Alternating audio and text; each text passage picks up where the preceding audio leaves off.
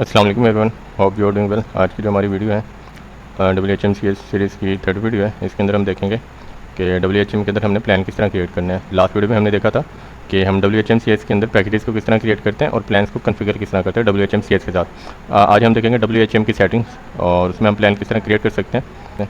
तो सिंपली आपने 24 हॉस्पिटल पर आ जाना, अकाउंट लॉगिन कर लेना, उसके बाद स्क्रॉल डाउन करके यहाँ पे अपने रीसेलर अकाउंट पे आ जाएंगे। यहाँ से मैं इसको सिंपली ना लॉगिन कर लेता हूँ।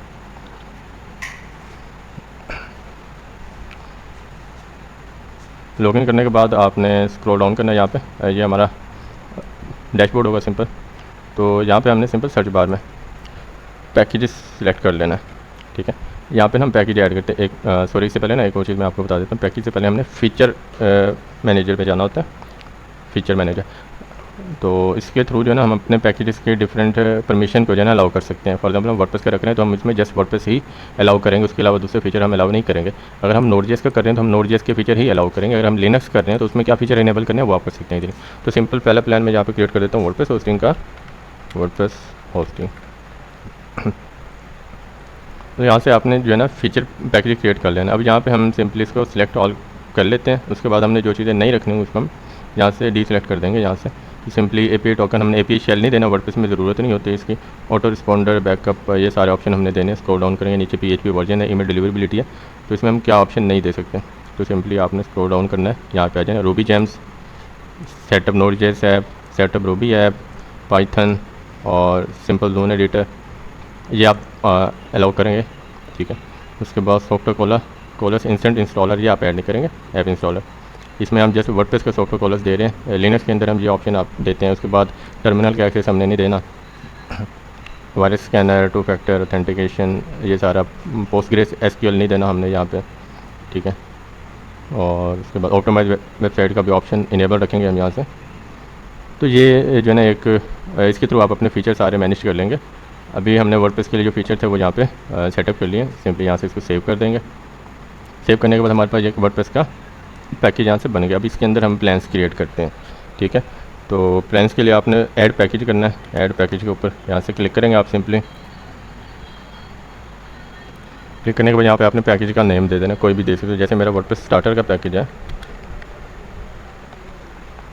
स्टार्टर पैकेज, यहाँ पे आप उसके डिस्क स्पेस डिसाइड कर सकते हो कितने देना है। जैसे बाय डिफ़ॉल्ट 10 GB आ रहा है, यहाँ पे 100 GB का ब्रांडविड्थ आ रहा है, वो आप यहाँ से दे सकते हो, 1 TB का ब्रांडविड्थ, sorry.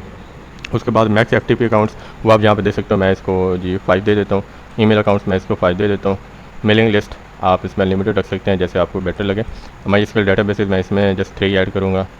Max sub domain unlimited add कर दूँगा। Park domain 0, add on domain 0। Starter package है, अगर आप स्टैंडर्ड या प्रीमियम जिस हिसाब से रखना है उस हिसाब से आप यहाँ पे सिलेक्ट कर सकते हैं। अगर आप एड ऑन डोमेन यहाँ पे 5 कर देंगे तो वो 5 वेबसाइट ऐड कर सकते हैं इसमें।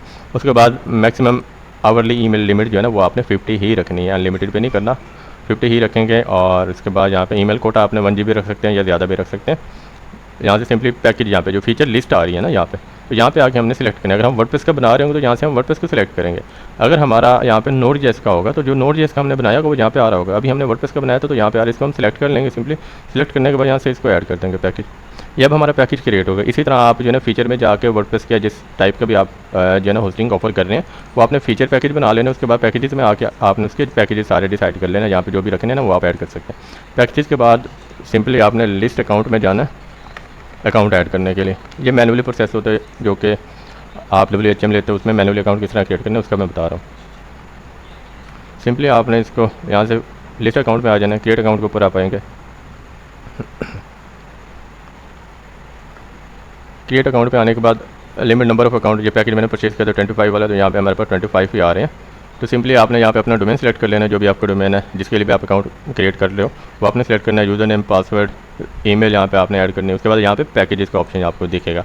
अभी हमने एक ही पैकेज बनाया वर्डप्रेस स्टार्टर का, यहाँ पे वही दिख रहा है। अगर आप ज़्यादा पैकेज यहाँ पे बनाते हैं तो वो आपको यहाँ पे शो होते हैं। उसके बाद सिंपली आपने अगर पैकेज नहीं बना होता तो यहाँ पे मैनुअली आपको लिमिट सेट करनी पड़ती है। हमने पैकेज बनाया उस पैकेज को हम दे रहे हैं तो यहाँ से पैकेज आप सिंपली सेलेक्ट करते हो।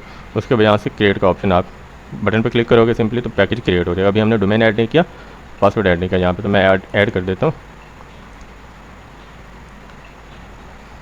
और उसके बाद यहाँ पे मैं पासवर्ड ऐड कर देता हूँ, सॉरी।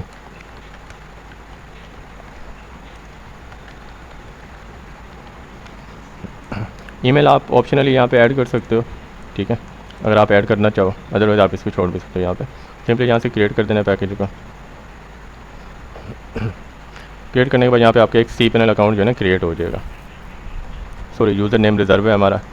होस्टिंग में जो अकाउंट्स होते हैं उसके लिए रूट यूज़र नेम हम नहीं ऐड करते, तो सिंपली इसको भी मैं चेंज कर लेता हूँ। आपने पासवर्ड यूज़र नेम को यूनिक ही रखना है, और देन इसको क्रिएट कर लेता हूँ। Password didn't match, sorry.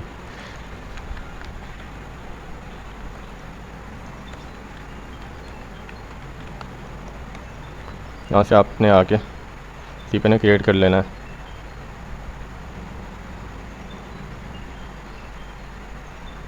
ये थोड़ा सा टाइम लेगा, 2 to 5 minutes, depend on internet connection आपका फास्ट है या स्लो है। तो ये cPanel अकाउंट क्रिएट कर देता है आपका।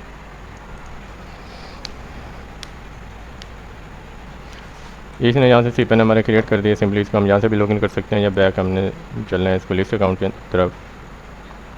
यहाँ पे सर्च बार में आप सिंपल लिस्ट अकाउंट टाइप कर लोगे और इसको ओपन कर लेना है आपने।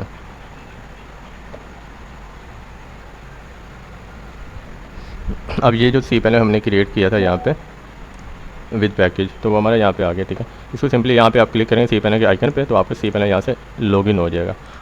अब ये WHM की सेटिंग हमने कर ली है बेसिक के, हमने पैकेजेस किस तरह क्रिएट करने हैं, उसका फीचर को किस तरह आपने परमिशन कौन से पैकेजेस की देनी है, ये सारा हमने ऐड कर दिया। अब cPanel में मोस्टली क्या होता है कि बाय डिफ़ॉल्ट सेटिंग के साथ आता है, बट जब आप वर्डप्रेस इंस्टॉल करते हो या आपके कोई भी क्लाइंट आते हैं उनकी रिक्वायरमेंट कुछ अलग होती हैं, तो उसके लिए हमने cPanel को किस तरह सेटअप करना है।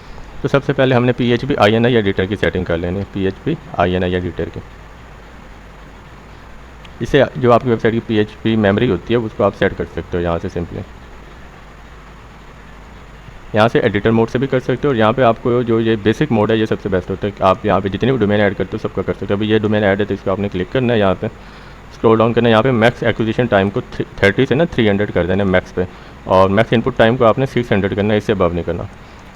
इनपुट वैल्यूज़ को आपने 3000 पे कर सकते हो, 5000 पे कर सकते हो। इसको 512 MB कर देना है, और मैक्स पोस्ट साइज़ को भी आपने 512 MB ही करना है, और अपलोड फाइल साइज़ जो होती है 512 MB।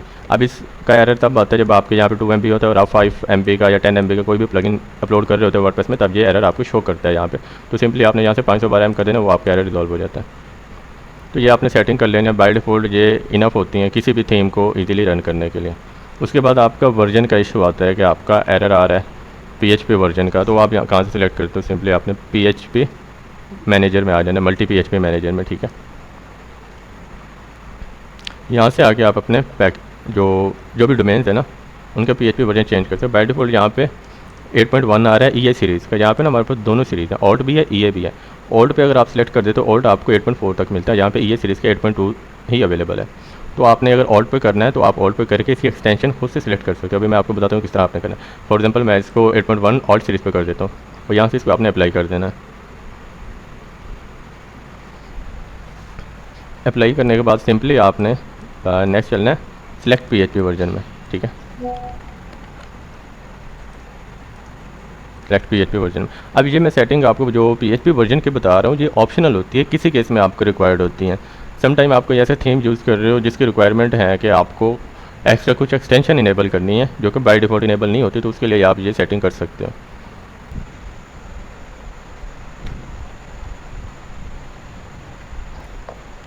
अच्छा, इसके ऑन होने के बाद ना आपने सिंपल ये PHP सिलेक्टर यहाँ पे ओपन हो जाएगा आपका, ठीक है। यहाँ पे अभी हमारा एक डोमेन आ रहा है, तो ये बाय डिफ़ॉल्ट आपका नेटिव 8.1 पे होता है, तो आप इसको ना यहाँ से चेंज कर सकते हो। अभी हमने 8.1 पे ही रखा था, तो यहाँ पे 8.1 इसको सिलेक्ट करते हैं। अगर जिसकी भी हमने एक्सटेंशन इनेबल करनी है, क्योंकि इस पर 8.1 आ रहा है, तो हम 8.1 पे सिलेक्ट करके PHP वर्जन को उसकी एक्सटेंशन हम यहाँ से इनेबल कर सकते हैं। एक्सटेंशन पे क्लिक करना है। अब कोई भी एक्सटेंशन, लेट्स सपोज हमारी इमेजिक कुछ प्लगइन एंड थीम आते हैं जो हमें कहते हैं इमेजिक इनेबल होना चाहिए, तो हम इमेजिक कर सकते हैं। यहाँ पे HTTP को इनेबल कर सकते हैं यहाँ से। उसके बाद फाइल इन्फो का एक्सटेंशन आता है हमारे पास, हम फाइल इन्फो को यहाँ से इनेबल कर सकते हैं, ठीक है। तो आयन क्यूब लोडर का एक्सटेंशन आता है हमारे पास। तो जितनी भी इस तरह की एक्सटेंशन होती है वो आप यहाँ से इनेबल कर सकते हो। तो इस तरह जो है ना आप अपने cPanel की कुछ बेसिक सेटिंग्स आप यहाँ पे कर सकते हो, जिससे आपके क्लाइंट्स की वेबसाइट जो है ना उन पर कोई प्रॉब्लम नहीं आता। आप ये क्लाइंट्स को खुद भी बता सकते हो, और अगर आपके क्लाइंट नहीं कर सकते तो आप स्टार्टिंग में उनका cPanel बना के तो ये सेटिंग खुद कर सकते हो। तो सिंपल ये थी हमारी आज की वीडियो। मिलते हैं फिर नेक्स्ट वीडियो में, तब तक के लिए अल्लाह हाफिज़।